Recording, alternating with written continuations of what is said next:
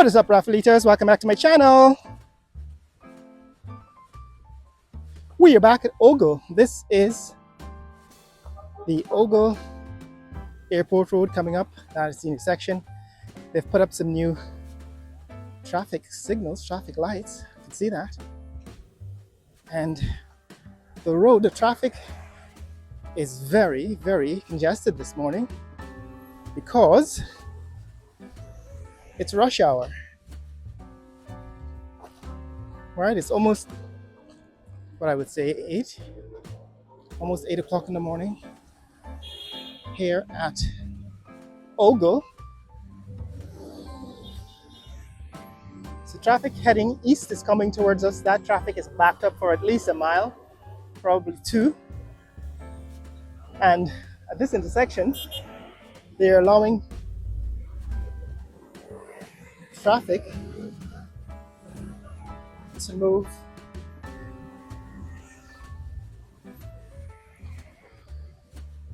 move west to Georgetown and to turn onto this road. So this is the new Ogle Bypass Road. That is the East Coast Bypass Road. And a lot of the traffic is being diverted onto this road now because I think it's open. Right, so this is the Ogle Bypass Road. So guys, we're back at Ogle and I want to give you an update on what's happening here at the Ogle entrance to the East Coast Bypass Road. So there are traffic policemen behind me. You can see there are a couple of traffic policemen directing traffic. This is traffic turning off of Ogle Airport Road, the new East Coast Bypass Road. That traffic is now turning east and west onto the new or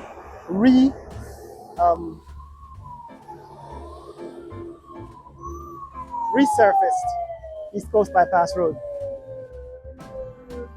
As I said, it's about 8 o'clock in the morning and it's extremely busy out here. It's like rush hour. And the policemen are here to override. They're basically overriding the traffic lights to get the traffic moving, to keep the traffic moving. But the reason why we are here is because since the last time we were here, they have done some work, completed the roundabout at the intersection with Train 9 Road.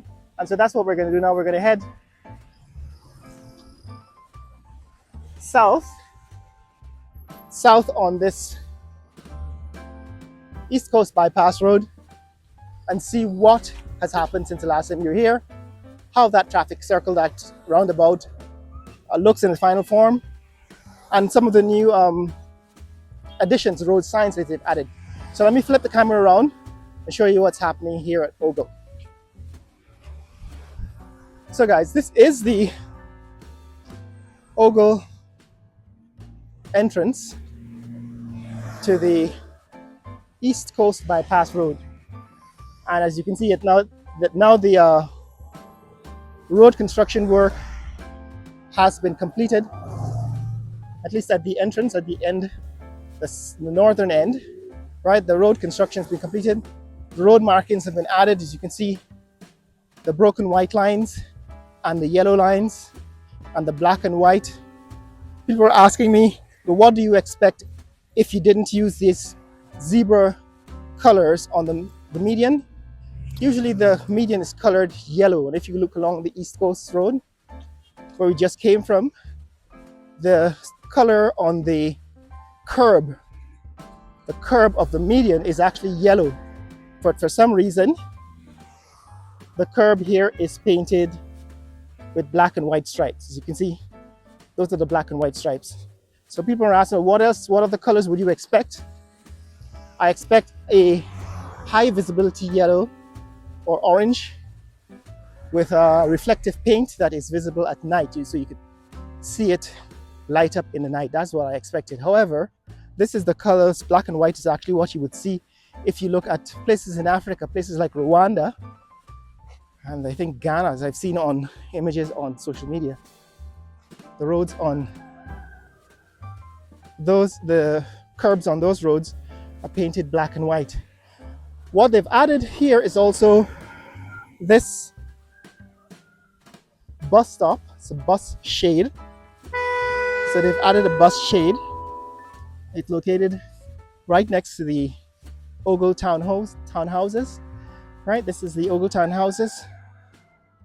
That's looking back at the entrance where we came from, where we started. Now there is a sign. Look at these signs.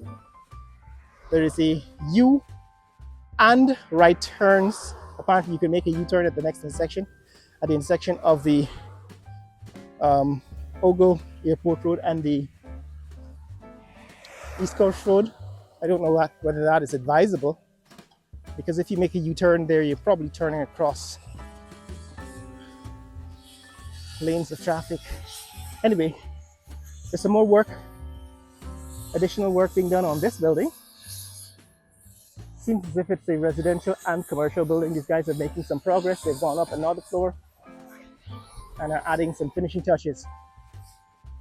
But this is what we're here to see, the road signs. Speed limit 50 kilometers per hour, which is about 30 miles an hour on this East Coast Bypass Road. People have asked me, why are the flags here flying half staff, half mast? It's probably because they don't want to go up higher. Now this road sign says Georgetown 3, Mahika 23, Berbice 56. I'm assuming that's kilometers. That road sign actually meets international standards. The problem is that it's not consistent. Each road sign seems to have its own individual design, and so the fonts are variable depending on which sign they're putting up. For example, they put up a new road sign stretching across the highway, and this is what it looks like. So this road sign says Eugene F. Correa International Airport, OGL, South Rumvelt 6, Houston 12. Right, South Rumvelt 6, Houston 12, Diamond 19, Soesdijk 41, and Timeri 44. I'm assuming that those numbers refer to the distance in kilometers. The problem, of course, is the size of the letters. They're not consistent because, as you can see, let me show you again what that sign looks like, the one we just passed. The sign we just passed, I don't know if you can see it here. As you can see, the sign slightly bigger, letters are slightly bigger, right? It seems as if they're adjusting the size of the fonts, the letters, to fit the lengths of the words. The problem with that is, of course, as you make the size of the letters smaller, the words become unreadable, illegible, especially to people who can't see very well. So looking back now at this new road sign stretching across the highway, you can see they've put up a sign that says Sheriff Street 4, Kitty 5, Ivleri 7. I'm assuming that's kilometers. And on the other side, Coldingen 11, Covenjon 17, New Amsterdam 101, and I'm assuming that's kilometers.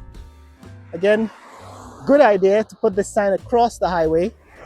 That meets international standards. However, I'm a little disappointed that there is no consistency in the choice of font. However, let's keep heading south on this new highway. You can see they've completed the median. I'm actually walking along the median, but they have not paved it. They have not covered this part of the median with paving stones. Now, I don't know if this is a final decision or permanent decision, but it seems as if they've left the median unpaved at this point, which is in fact interesting to see what they will do eventually, because if it is unpaved, then of course grass will grow all over it, and you'll have grass fields. This is the first sign I pointed out, the consistency.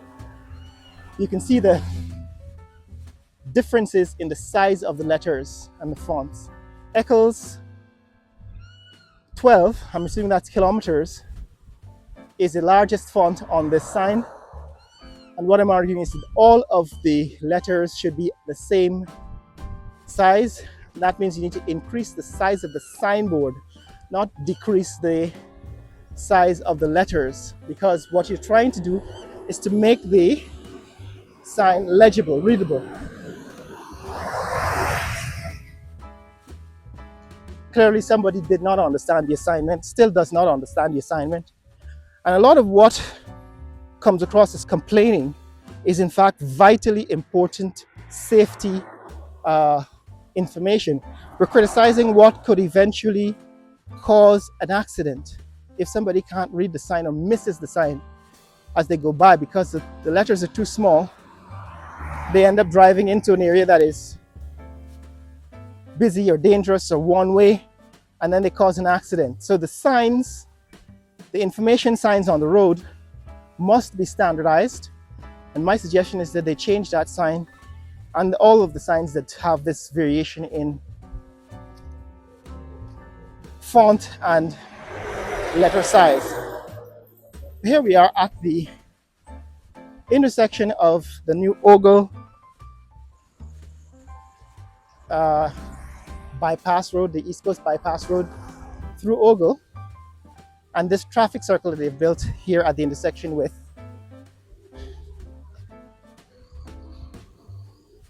the train line road, the railway road. I still have people arguing with me in the comments about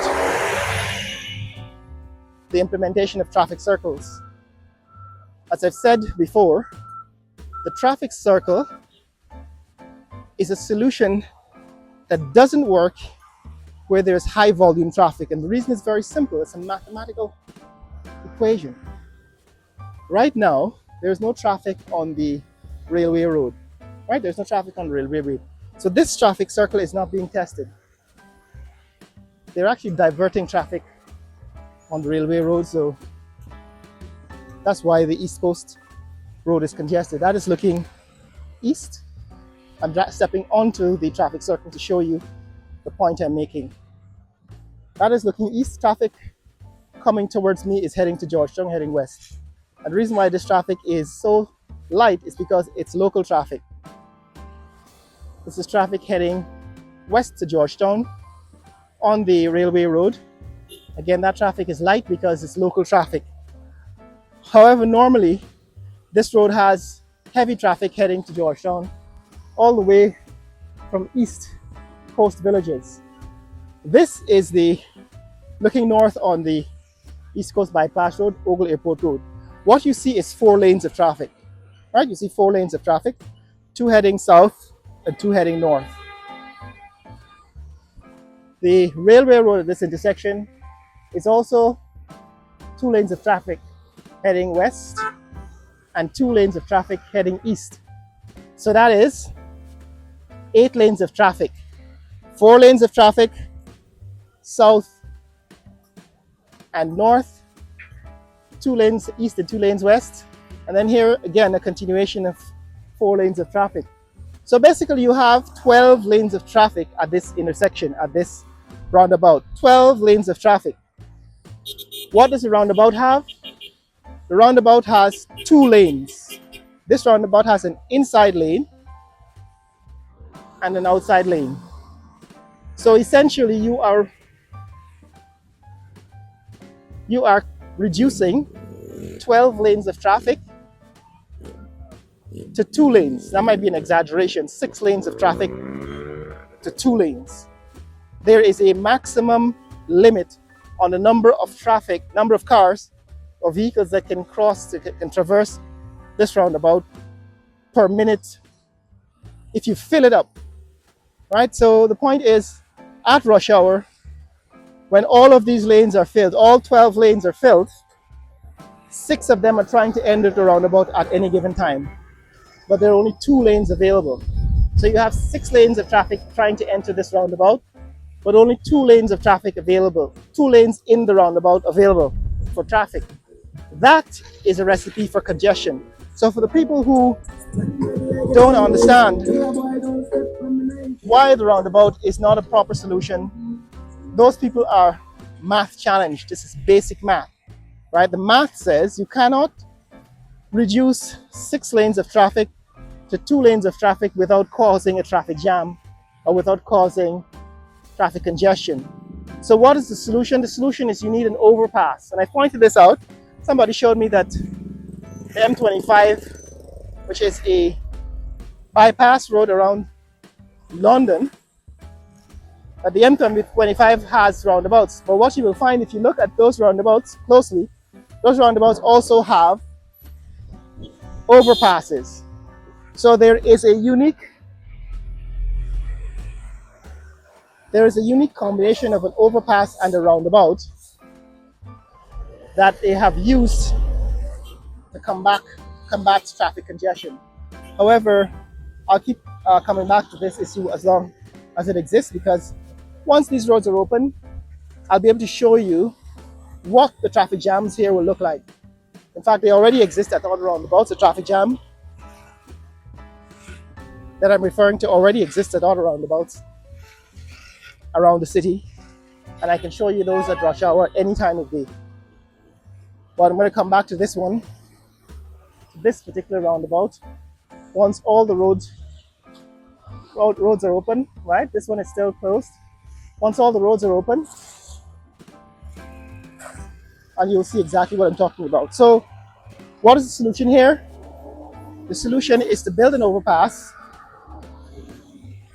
For traffic heading south and north at this intersection. So the traffic heading east and west will pass under the overpass, and traffic heading onto the East Coast Bypass Road, which is what we're working on, that traffic will simply fly over the railway road.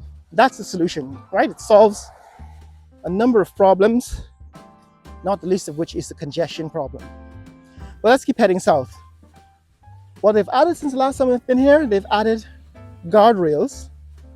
Now these guardrails are important. There's a canal on the other side of the guardrail. Remember, they built this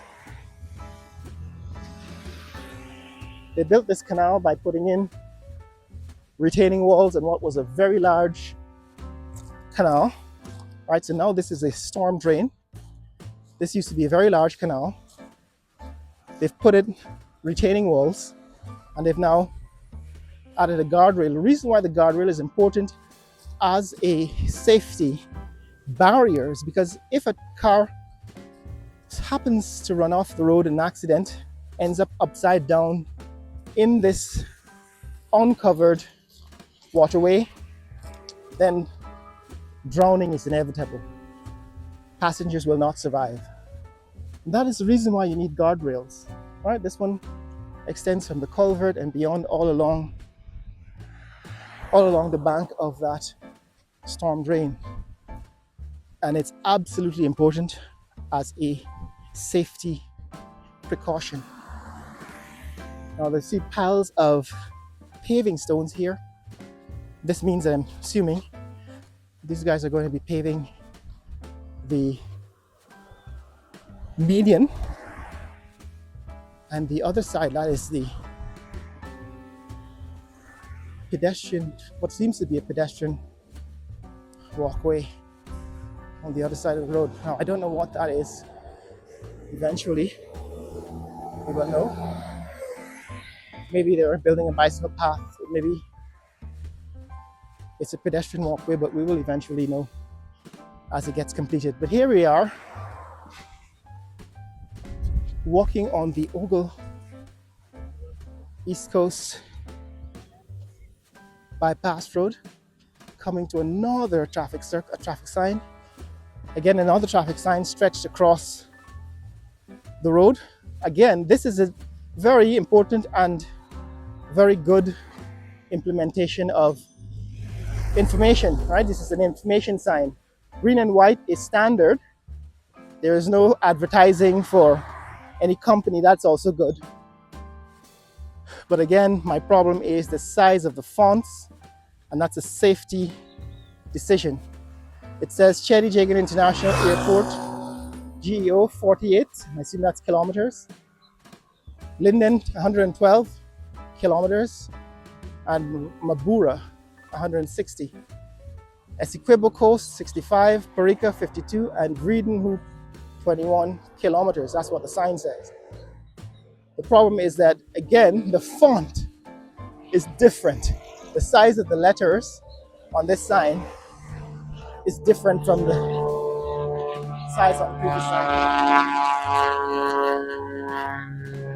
It's an airplane from Ogle. Right, we're near to the Ogle Airport, and that's one of the airplanes from Ogle. We'll see on the other side of the sign as well. So this is new, right? Last time we were here, they hadn't put up road signs, and they hadn't yet started paving this walkway. But here again, the sign says University of Guyana 3, CARICOM Secretariat 3, and Kitty 6. And again, of course, Rossignol.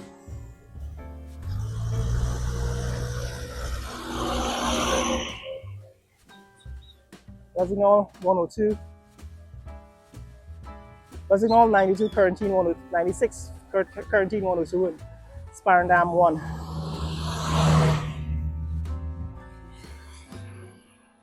Now let's take a closer look at this paving exercise. So it seems as if these guys are putting in a pedestrian walkway.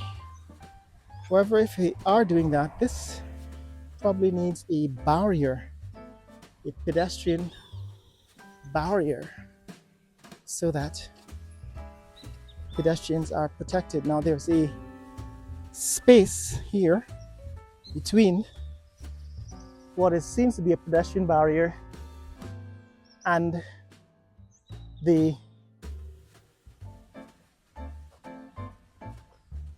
drain. This is the storm drain. This space seems to be wasted space unless they intend to make it a bicycle path or something useful. But we have to wait to see what happens. But this is what is happening here at Ogle. This is the Ogle East Coast Bypass Road. Looking north at the paving activities and heading south. We're not going to walk the entire 12 kilometers today, although it's probably time for us to do a repeat of that walk to see how far they've come since the last time we did it a couple of months ago, maybe 3 months ago. Check the archives, you'll see the last time I made a sequence of videos walking the length of this road. But we will get back to it at some point. That is, to walking the length again to see how much change has been accomplished. That again, that's Pradoville, entrance to Pradoville. Morning. And this is traffic coming out of Pradoville heading south, I guess, having to turn around to get out of this area. So what has changed since the last time we were here 2 weeks ago? They have put in the road markings. They've put in some new bus stops, bus shades.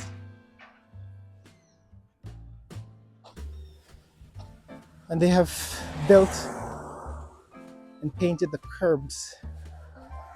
right? The barrier, the guardrail,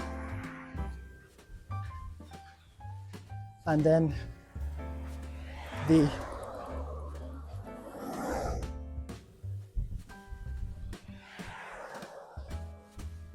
sidewalk, what appears to be a sidewalk.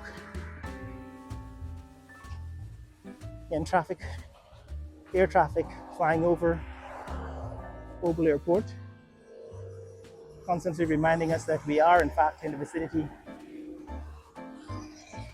of an airport.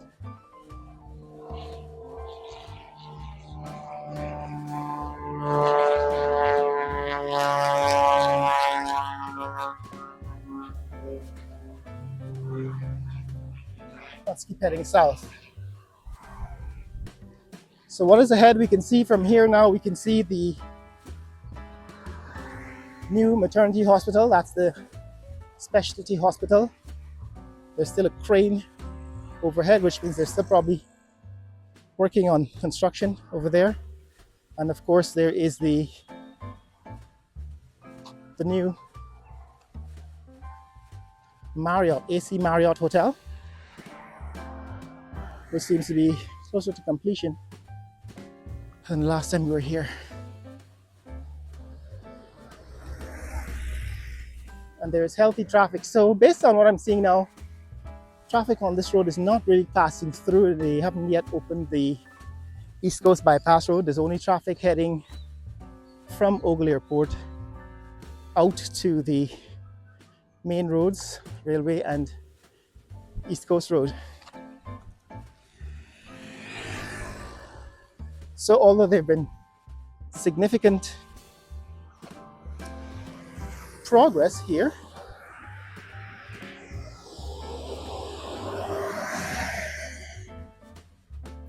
on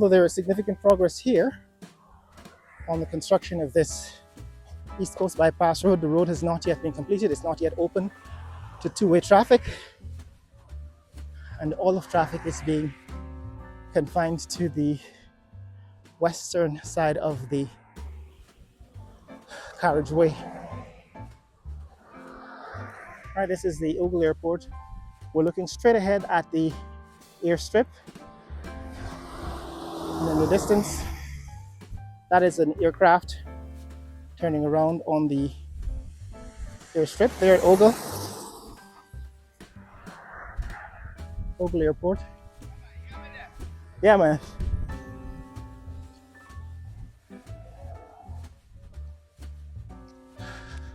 Yeah, so this is the latest progress on the East Coast Bypass Road. Since the last time we were here 2 weeks ago, they've added this yellow line,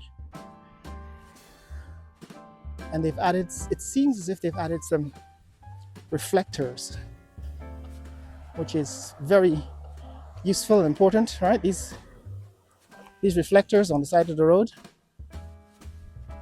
very, very useful and important. The very first time I encountered these reflectors on the road was in 1992, I think, in Italy. It was my first trip to Italy.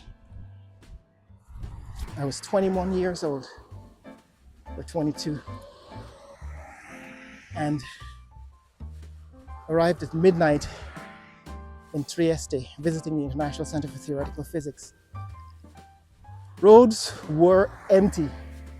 I got into a taxi, which happened to be a Mercedes-Benz E-Class from the mid-90s.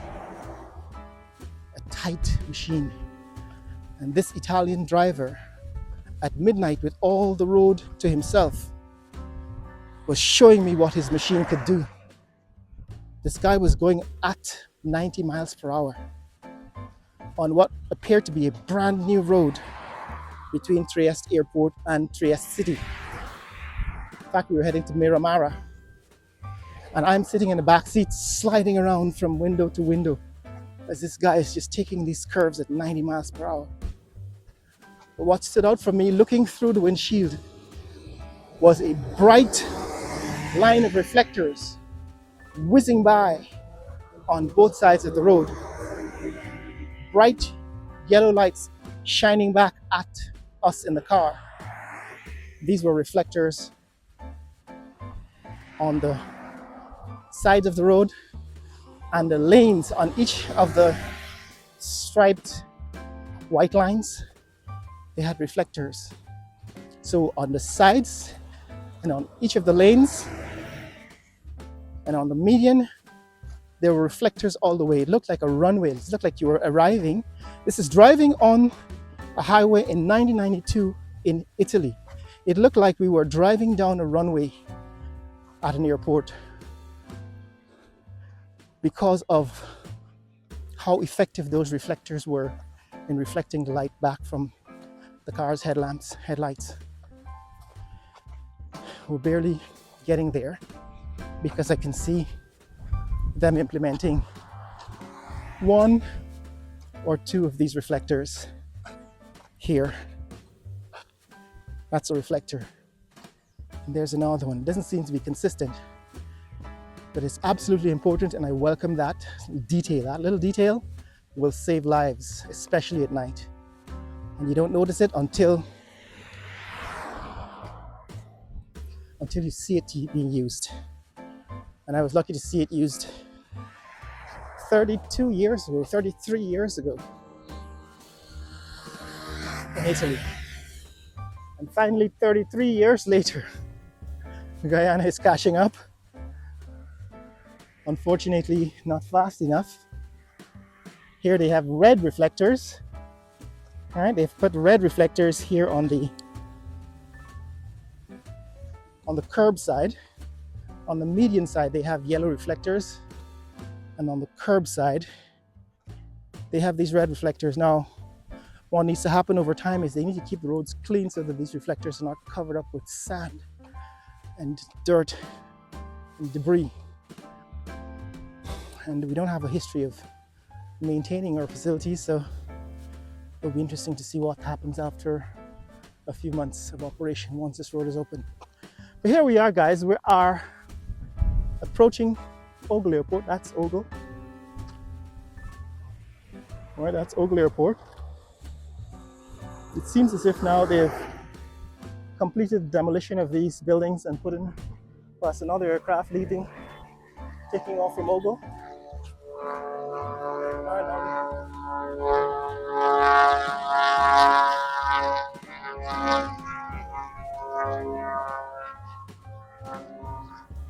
Another airplane taking off from Ogle Airport. Yeah, they've completed the demolition of those buildings. Well, I think I see one more building. And there is another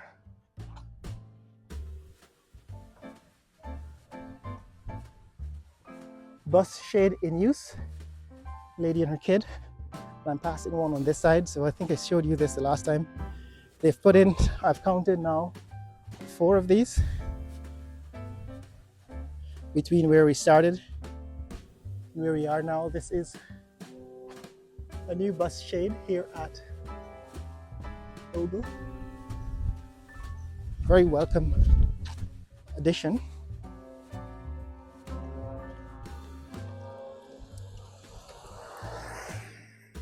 Yes, as I was saying,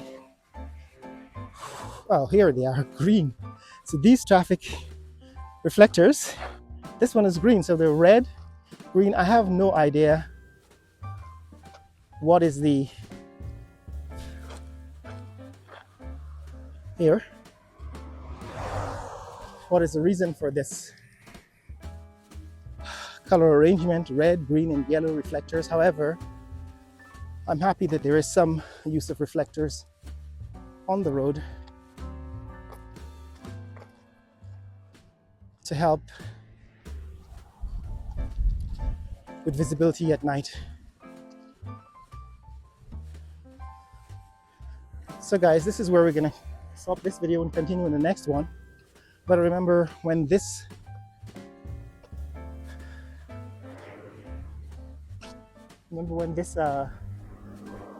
culvert was being built. So now the airplane rising up out of Ogle.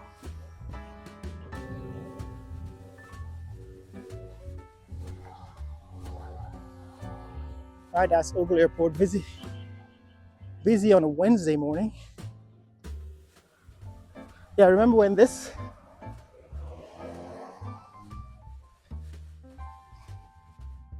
culvert was being built, and now to see it completed and in use, it's night and day. But you can go back and take a look at those videos in the archives and see exactly what I'm talking about. Here is the intersection with the Ogle entrance. I don't know if they're going to put traffic lights here, but they are working on what it seems is paving, and they've closed the road south of this location. So they're paving these islands with paving stones. See the guys working on installing paving stones. On the other side, more paving stones. And there is the road into the community. These guys are putting in finishing touches on these islands. And that's the entrance to Ogle Airport. That's what's up, guys. That's what's happening in this neck of the woods. We've walked from the East Coast Road down to the entrance here with Ogle.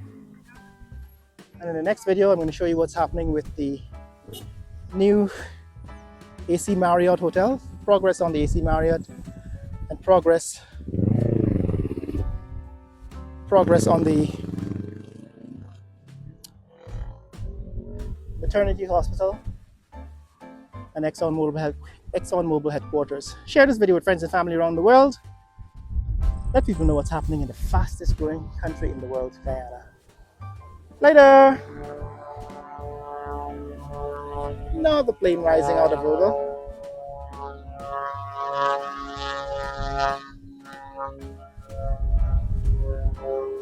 See that one? That's it, guys.